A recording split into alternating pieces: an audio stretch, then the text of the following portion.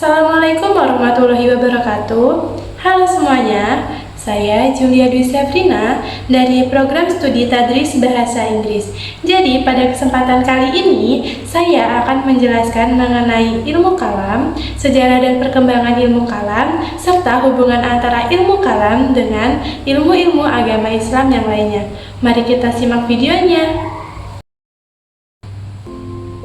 Jika dilihat dari segi bahasa, istilah kalam berarti al-qaul, yang artinya ialah pembicaraan. Secara harfiah, kata kalam artinya pembicaraan, tetapi bukan dalam arti pembicaraan yang sehari-hari, melainkan pembicaraan yang bernalar dan beralaskan logika. Sedangkan secara terminologi, bahwa ilmu kalam ialah ilmu yang membicarakan mengenai wujud Allah serta sifat-sifat yang ada padanya, dan membicarakan tentang Rasul-Rasul Allah untuk menetapkan kebenaran Rasulannya dan mengetahui sifat-sifat yang ada padanya. Dapat kita simpulkan bahwa ilmu kalam ialah ilmu-ilmu yang membicarakan mengenai menetapkan kepercayaan keagamaan, terutama agama Islam, dengan bukti-bukti yang yakin. Ilmu kalam ialah ilmu yang membahas soal-soal keimanan yang sering juga disebut dengan ilmu al-qaid atau ilmu usuluddin.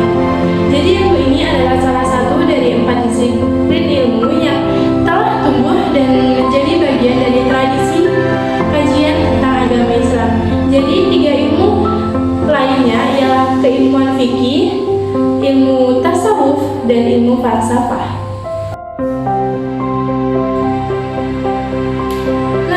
Setelah kita mengetahui apa itu definisi ilmu kalam, mari kita bahas mengenai sejarah dan perkembangan ilmu kalam serta hubungan ilmu kalam dengan ilmu-ilmu agama lainnya. Nah, sejarah kemunculan ilmu kalam itu berawal sejak wafatnya Nabi Muhammad SAW, yang dari masa itu timbullah persoalan-persoalan di kalangan umat Islam mengenai siapakah yang akan menjadi khalifah berikutnya. Lalu persoalan tersebut dapat diatasi dengan dibaiatnya atau diangkatnya Abu Bakar As-Siddiq sebagai khalifah.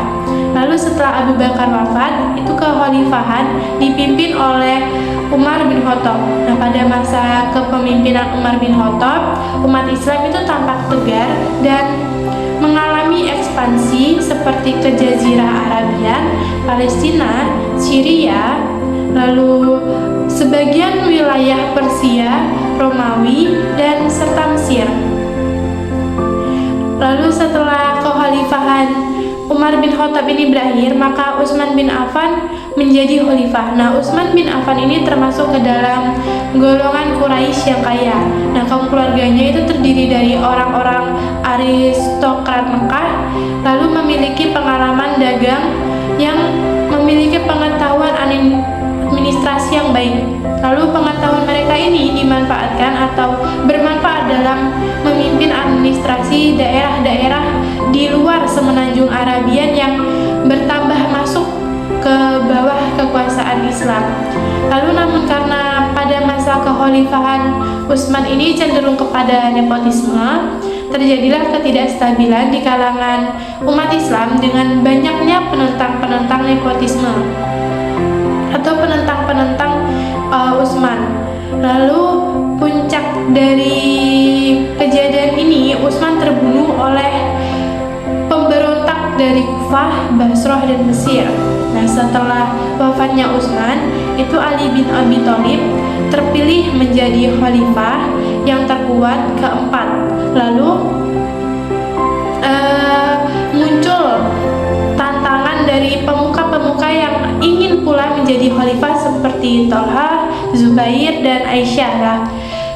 Peristiwa tersebut itu dikenal dengan Perang Jamal. Lalu tantangan kedua itu datang dari Muawiyah bin Abi Sufyan yang juga ingin menjadi khalifah dan menuntut kepada Ali supaya menghukum pembunuh-pembunuh Utsman. Lalu dari peristiwa-peristiwa tersebut muncullah teologi asal muasal sejarah kemunculan ilmu kalam. Nah, namun pada masa Nabi ini ilmu kalam masih berdiri sendiri. Begitu juga pada masa sahabat-sahabatnya.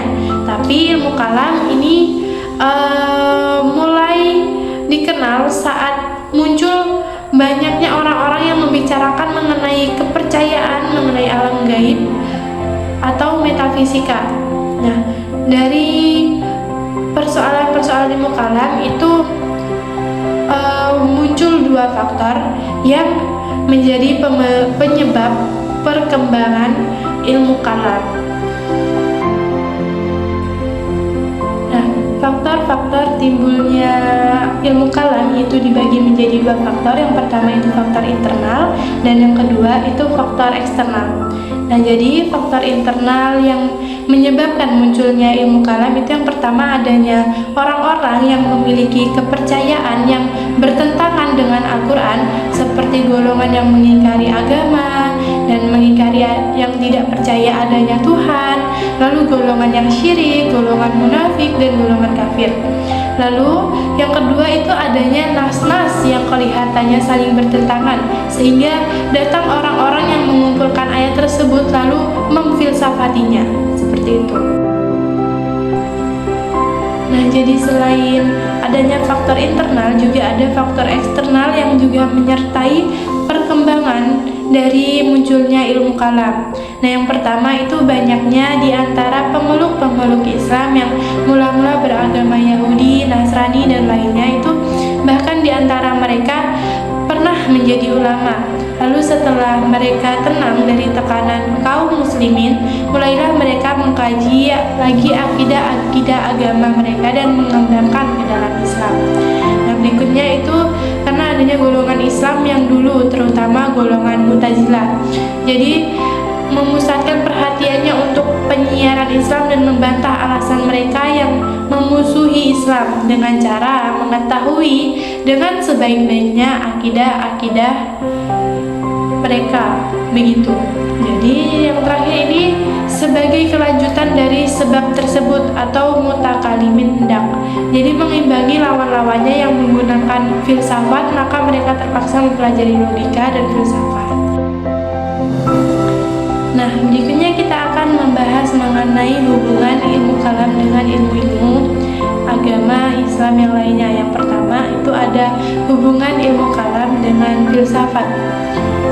Nah, hubungan antara ilmu kalam dengan filsafat ini kan objek penelitiannya saja sudah beda.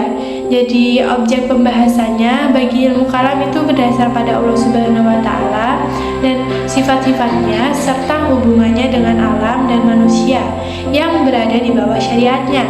Sedangkan objek filsafat itu ialah alam dan manusia serta pemikiran tentang prinsip wujud dan sebab-sebabnya. Dengan demikian, itu dapat disimpulkan bahwasanya ilmu kalam dan filsafat tidak memiliki hubungan karena objek kajiannya itu berbeda.